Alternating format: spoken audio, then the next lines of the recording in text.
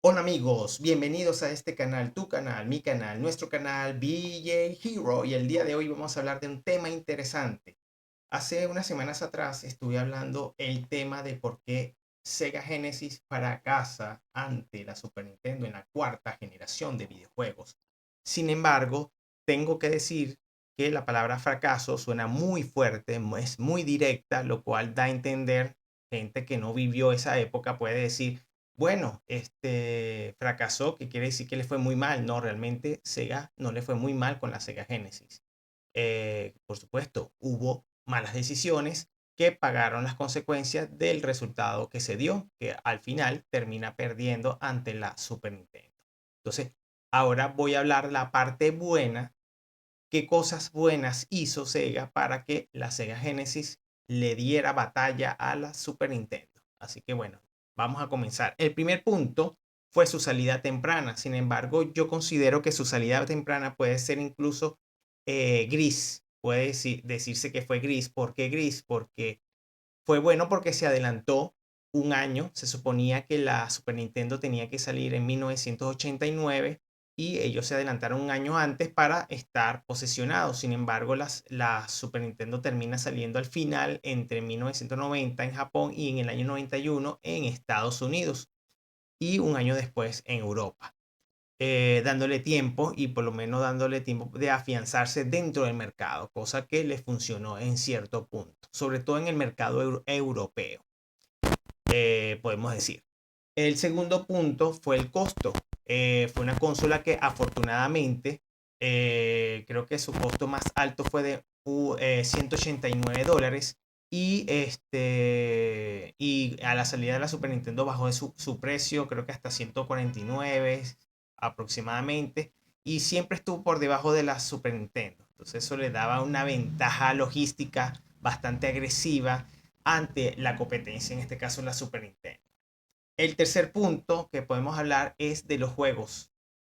Uno de los géneros el cual la Sega Genesis explotó más fue el género de deportes. Juegos donde teníamos juegos, recuerdo que Lakers vs Celtics, Bull vs Lakers, Bull vs Blazer, NBA Showdown, fueron, por decirlo así, fueron los pioneros en ese aspecto de juegos realistas, juegos donde tenían las licencias originales de la franquicia o de la liga, junto con los nombres y los jugadores más importantes de la liga y de esos equipos.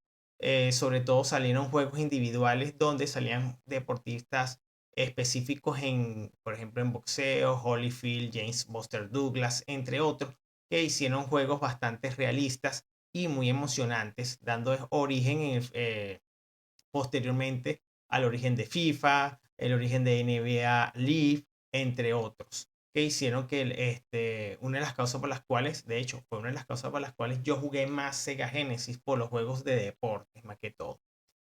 Otro punto muy importante fue la asociación con Electronica Art. Electronica Art podría decirse que es lo que era Rare para Nintendo. En este caso, Electronica Art es, en este caso, podría decirse que fue la segunda compañía o la primera third party más importante de la consola porque fue la que más juegos sacó de distintos géneros, sobre todo los de deportes, que hicieron que creciera Sega o sea, generalmente los juegos de Electronic Arts eran para un público diferente, era un público eh, occidental, era juegos un poco más grotescos, un juegos más, no grotescos, bizarros, podría decirse.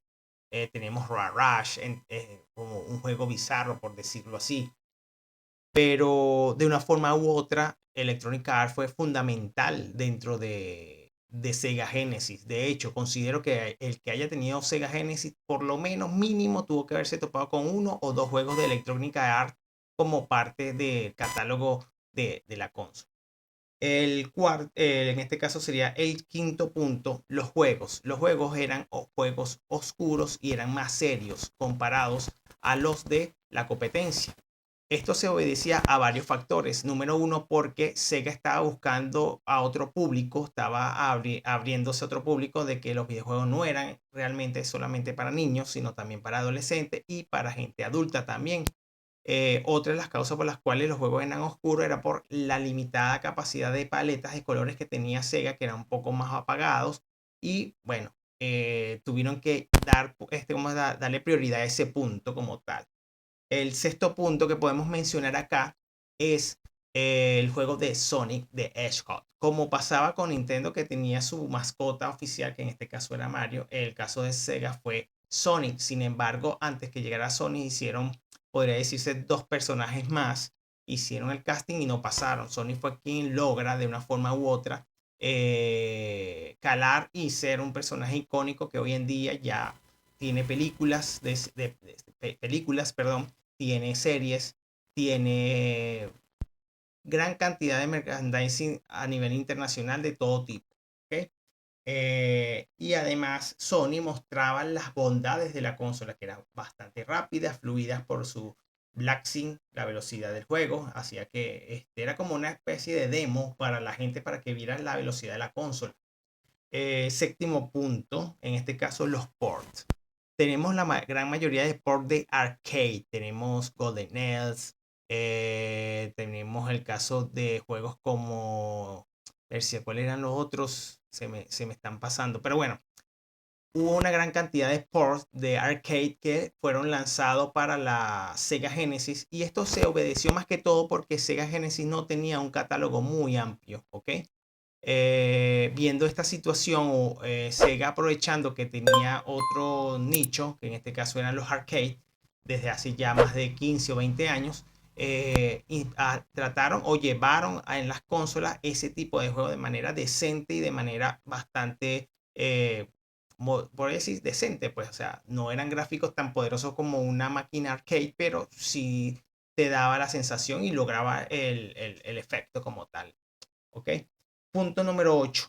Los juegos de lucha. Los juegos de lucha, en este caso, como Street Fighter 2, Mortal Kombat, entre otros que salieron en esa época, en la Sega Genesis eran perfectos porque el control o la dinámica del control, cuando el control llegó a ser de 6 botones más que todo, era un control que era mucho más fácil de jugar este tipo de juegos, más que el joystick también estaba diseñado para juegos de arcade.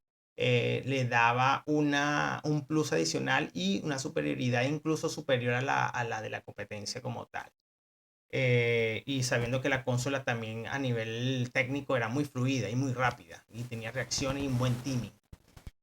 Vamos a hablar con el punto número 9. Vamos a hablar de las características técnicas de la consola. La consola tenía algo así llamado tecnología BlackSync, o también como se le llamó Black Processing.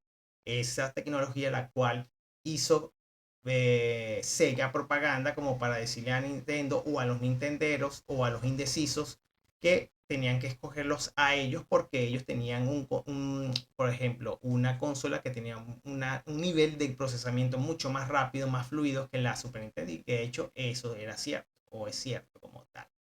Y fue parte de su marketing. De hecho, hoy en día dicen que eso fue un invento de marketing exagerado, pero funcionó.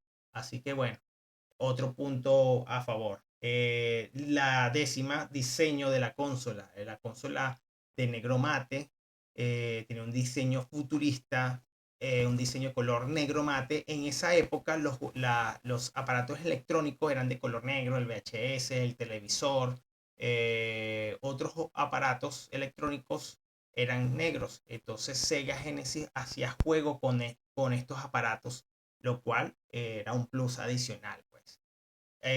También tenía la posibilidad de ponerle unas, ¿cómo se llama? En la misma consola, un plus, tenía para colocarle audífonos, lo cual le daba algo especial, pues podía jugar y tenía un medidor de volumen, el cual lo tenía la consola, donde te podías bajarle o subirle el volumen y le daba un plus adicional a la consola. Punto número 11. El diseño de los controles. Tanto el control de 3 botones como el de 6 botones, sus diseños eran futuristas. Yo recuerdo mucho que yo alucía mucho de que el control de Sega Genesis era el Batiboomerang, porque tenía la forma casi parecía a la de Batman como tal, como el Batiboomerang de Batman. Y el segundo control que, bueno, yo tengo aquí, recientemente lo compré para el canal. Este control son muy bonitos, con un diseño muy hermoso. lo cual considero que era un plus, pues ya muy llamativo y que dio mucho que hablar este control como tal. Número 12, tenemos la campaña agresiva de Sega. Sega era muy agresivo y de hecho Nintendo también lo hacía.